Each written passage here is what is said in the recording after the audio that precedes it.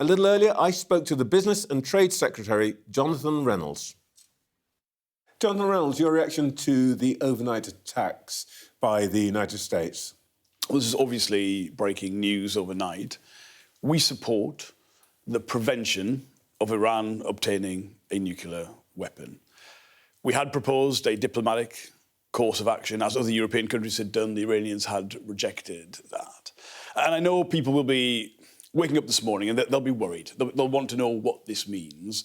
And I do want to give them reassurance that whilst the British government, the UK, has not been involved in these attacks, we have been making extensive preparations for all eventualities, including how we look after British nationals in the region and how we get them out, and the assets we have in the region to protect British infrastructure, British bases, British personnel, if we need to do that. But from where we are now, what I think we need to do, as the President, I believe, himself has said, is get back around the table. Iran cannot have a nuclear weapon, but we need a diplomatic process to turn this around. If you're talking about protecting our people, are we putting on flights to bring people out? Are we giving advice? What practically are we saying to people British people in the region? So first of all, any British national that is in Israel, in the occupied Palestinian territories, or in the likely event, but possibly in Iran, needs to register so you know exactly where they are. We are in active conversations about chartering aircraft to get people out. That's not possible at the minute from Israel because airspace is, of course, closed. Would that be today, tomorrow, when? That will be imminent. I believe our intention would be to do that as soon as possible next week. Mean, hours, not days? Yes, hours, not days. As well as that, if people are able to travel across land, we have rapid response teams on the Jordanian and the Egyptian borders if people are travelling across land to countries where they could feasibly fly out on commercial aircraft. But there have been extensive preparations both in the region and within the government, numerous COBRA meetings. I've been involved in some of those because of how dangerous a situation this is. But I want people to have some reassurance that we've been preparing for all of these eventualities, though I know it will be disconcerting this morning. OK. Is there going to be a COBRA meeting today, by the way? There have been numerous ones throughout the week. The Prime Minister is, first of all, talking to key allies this morning, but I would imagine there'll be extensive other meetings throughout the day and into next week. OK. Should, just very quickly, should British citizens be worried in the region for their own safety? I think realistically, when you have a conflict, they will, of course, be worried, but I want them to be reassured that we're doing everything we can. They are our first priority to keep them safe, to get them out, to follow all instructions. But please register your presence if you're in the region and you haven't yet done so. When did we know this was about to happen? Oh, so we are not and have not been involved in these attacks, but as the US is a key ally, that's a different thing. informed. That's the answer to a different question. I was asked, did we know it was going to happen, and if so, when? Yes, we did know. When? I can't tell you exactly when we did know, but we were informed, as you might expect, by a key ally of this action. But we knew in advance? Yes. And did the Americans ask us to support the action in any way? So no request was made. I know often because of British military assets, RAF Akrotiri or Diego Garcia, sometimes that request is made. This was not a situation where that request was made and the US has used other means to carry out this mission. The President said last night that there could be more such attacks. If we are asked, for example, as you say, to allow American forces to fly further sorties from British bases in the Mediterranean or Diego Garcia, or, for example, as has happened in the past, for our forces to fill in behind the American forces that are diverted to attacks on Iran, will we say yes? Look, it's difficult to comment on hypotheticals, but I would say, first of all, that we have moved British assets, British military assets, to the region, and we will take all actions necessary to defend our own interests, our own people, and, of course, that of key allies if they are under threat. So I don't want to speculate. I think that is too difficult. I think people understand why that is the case. But we have taken steps and, of course, we'll take action to defend our own people. Does the term key allies include Israel? Well, not in the military sense of what I am talking about. I'm talking about UK, US, NATO assets, forces in the Middle East. So when we say we would defend key allies, we would not, for example, go to Israel's aid militarily? Look, again, it's too hypothetical a question to speculate. Well, it's not hypothetical, it's what's happening. Well, I think what is clear is, having taken this action, the US wants to see people around the negotiating table on a solution. As I say, there are no circumstances where this country could allow Iran to have a nuclear weapon. That action has now been taken. The diplomatic solution has not been taken by the Iranians on this occasion, but we need to work out a way forward from this. Has the Attorney General given any written advice about the legal status of an attack on Iran, either by the UK or the United States? The UK has not been involved in this attack, and therefore that's a moot point. But these are contingencies that any government has to plan for, has to consider. You've already said that the United Kingdom would support the United States as an ally in military action,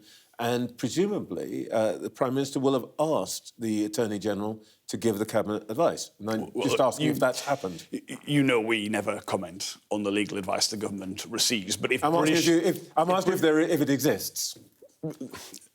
British forces, if they were under attack and if we were to take measures in self-defence of them, I think that would be extremely clear-cut. But you know I can't comment on the legalities of those decisions or the advice that we receive as a Cabinet, as a government in these situations. All right, well, before British assets are deployed in this region in any way, will Parliament be consulted? Because that's what you promised to do before the election. Well, our promise is to consult with Parliament in the event we are taking an active decision to deploy British military force overseas. I think if we had to act, we were forced to act in self-defence. That is a slightly different thing. But again, Trevor, I don't think speculating on those hypotheticals hairs here. If we are putting British forces at risk in any way, even if that's in a support capacity, that's presumably is what you meant when you said that you would that Parliament should always be consulted in these situations. So I'm just asking, is that promise still good? Well, if we, having not been involved in this military action, had to take measures because there was some sort of retaliatory measure against ourselves, against our people as a Western country, if that was the course of action Iran took, we might be in a situation where we have to take action at short notice to defend British military personnel. So, look, but again, it is very difficult to speculate on those hypothetical situations. We, on this occasion, have not deployed British military force in this mission. So what I'm hearing you say is that, of course, if it's possible, but Parliament has no guarantee that the government will consult it in the situation where you have to take action to defend British interests, whether they are military or commercial or otherwise. I could certainly say we would be taking action to keep Parliament updated at all opportunities, but I just don't want to be in a situation, given how fast-moving this is, where I'm speculating on situations that may or may not occur. I can only talk to what has happened, which is, in this case, the UK has not been involved in the mission. We do oppose Iran obtaining a nuclear weapon. I think it's very important people understand that would be a direct threat to the United Kingdom and life in the United Kingdom. But at the minute, the best course of action is that this conflict stops and a negotiated diplomatic solution is obtained. Thus far, the Iranians haven't shown any appetite for the kind of negotiation that you're talking about. How concerned are you that they might retaliate? And the way they might retaliate, for example, is not necessarily by hurling missiles, but, for example, by blocking the Straits of Hormuz, where I think about a fifth of oil exports come through the Straits of Hormuz, and any blockage would surely have a major impact on trade and the economy. Yeah, well, first of all, I think you're right to say the Iranians have completely miscalculated their posture in this. I think they have underestimated the change situation in the Middle East. Effectively, people will know Iran has funded proxies, Hezbollah, Hamas, for many years, and I think has assumed that would, because they're proxies, keep them safe from retaliation. That hasn't proven to be the case. You are right to say there are some of the most sensitive interchanges, locations when it comes to global trade in the Middle East, and the Straits of Hormuz is a key one.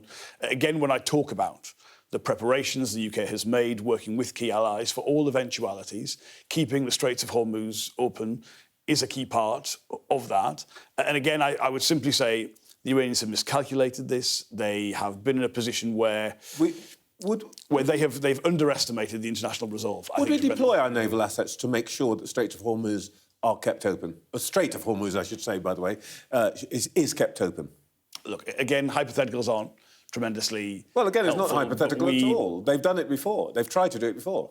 we would absolutely be seeking to work with international allies to keep the key lanes of international commerce and supply open in a way. People will know the Strait of Hormuz is not an Iranian asset. It's shared with the border with Oman. So, yes, you're right to say a huge amount of global trade comes through that incredibly important passage, and it is right that we would be seeking to make sure that remains open for the benefit of the world. But the reality is, and I ask you this as Trade Secretary, if that happened, oil prices would go up, wouldn't they?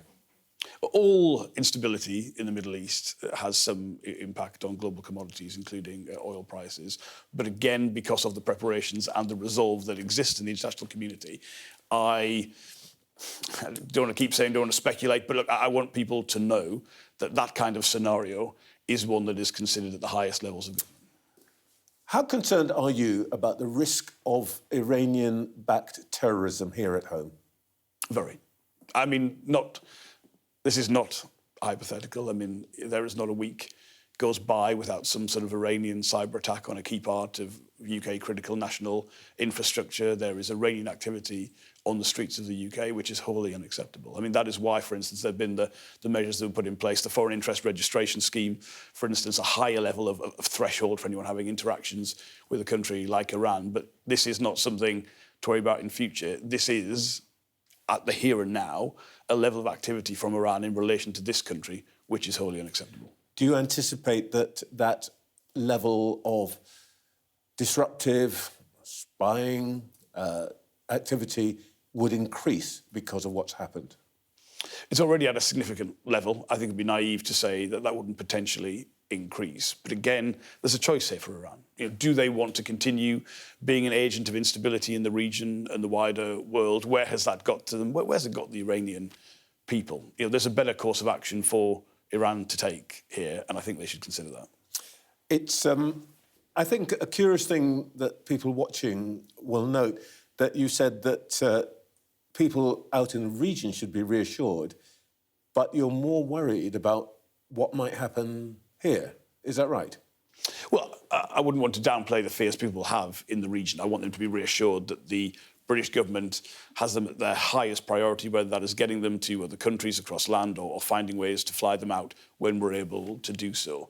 But it would be a mistake for people to be getting up this morning, looking at this and thinking, is this a set of issues? Is this a conflict hundreds of miles away with no impact on the UK? The behaviour of Iran has a direct impact on the UK, and that is something we have to deal with, be prepared for, act against as we have done, but be vigilant in future. Just one last quick question, if I may.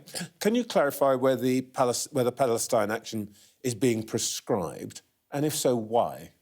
Well, the actions of Palestine action, not just in terms of what we saw at Brize Norton, which was wholly unacceptable, but bearing in mind this is the fourth attack from them on a key UK defence asset. The prescription process is a legal one. The Home Secretary has to but it's property, not people, that they've acted against. I think if you significantly interfere over a period of time, sabotage key UK defence infrastructure, you should expect a very robust response from the UK state. Jonathan Reynolds, thank you very much for your time this morning. Thank you.